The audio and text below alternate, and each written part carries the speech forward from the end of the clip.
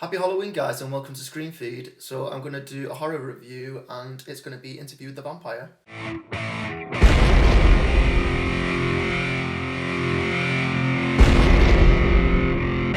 Before I get into this review, guys, I'd love it if you could please subscribe to the channel.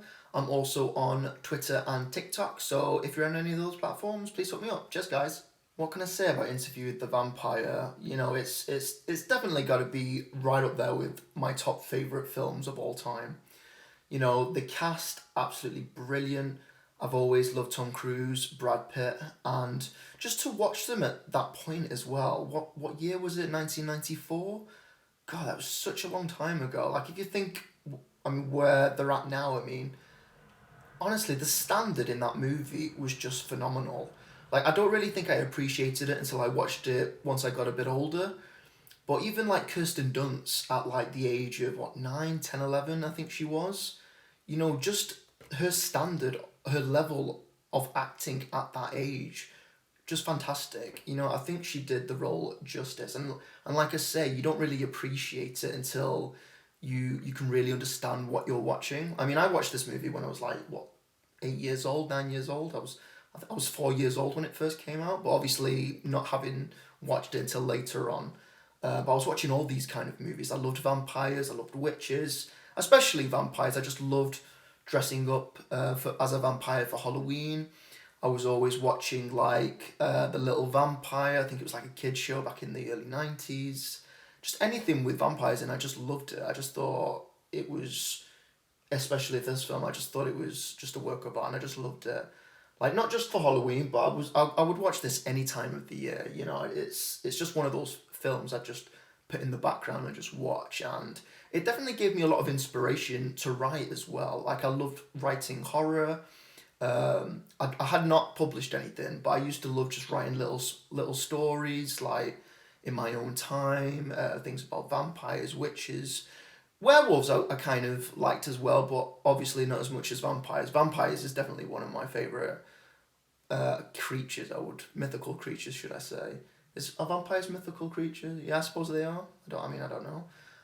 But even watching like the new shows like True Blood and the originals. If you've not watched it, I'll put a link in the description. But the originals was just like wow, like listening to the stories they kind of brought out as well, and talking about the first ever vampires, and it was all set in like New Orleans as well, and Interview with the Vampire is set in New Orleans as well, and it's just somewhere I've always wanted to go. It's definitely on my bucket list, but I just feel like it can be done in one day, really. I mean, I think just even like what's the film called? It's not even a film. What am I talking about? American Horror Story, The Coven, that was set in New Orleans as well, and just those locations I would just love to visit, and I'd just be like a kid in a candy store thinking, oh my god, they filmed that there, they filmed this here. I wonder if any of you guys have ever been to New Orleans and seen these locations. Let me know in the comments below what you think.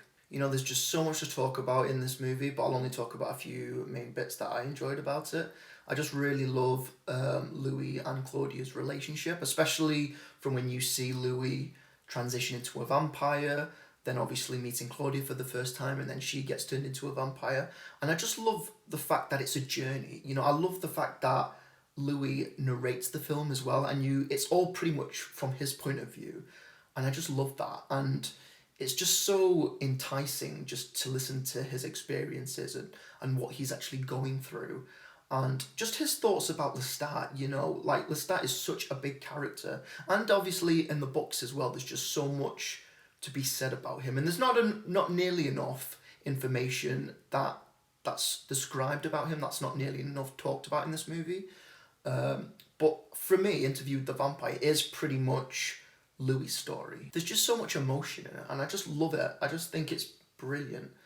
Watching it now, I just can't get over how young they look. I mean, Kirsten Dunst, I love her. I mean, thinking about her in Spider-Man, I'm like, oh my god, that was Claudia. Like, that was her at a young age. Like, that's mental. I mean, even Tom Cruise, he just looks completely flawless. Like, you can obviously see, well, you can kind of tell like he's probably had a bit of work done now, but he just doesn't look any different. I mean, Brad Pitt, you obviously can see the age difference, but honestly, I mean, it's just so weird seeing them like from a young age, and even Antonio Banderas as well. Like, he's Zorro.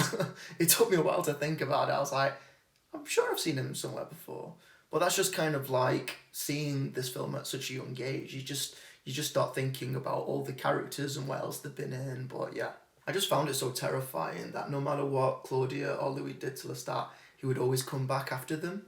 Even when you saw him at the end of the movie and he was just this old cripple like in the chair, and he obviously, I mean, vampires don't die, do they? So it kind of makes me think all the vampires that Louis kind of killed in Paris, imagine if they just all came back and just went on a murderous rampage for him, you know. And I think that would be kind of cool as a sequel for the movie. Obviously, they shouldn't do that. They should really leave this film well enough alone, because it's just a work of art. So they should leave it and not try to remake it in any way possible.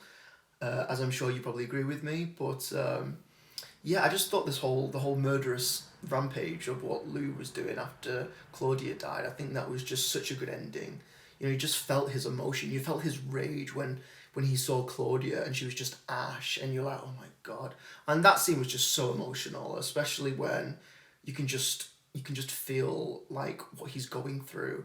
And again, obviously narrating it as well, you just really connect with Louis, and I just love it. I just love that whole concept. I wish they did that more with films and a lot of other different characters, because I think you just connect more with them. And I just found it really eerie, like when Lestat came back and he's just playing the piano.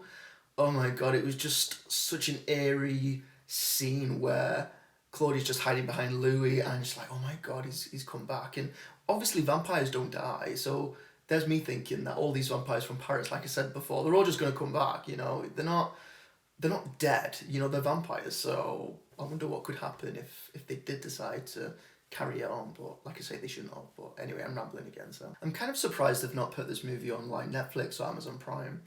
I think it is, but I think you have to pay. I mean, this film is very up there, so I can kind of imagine they are wanting people to pay for it.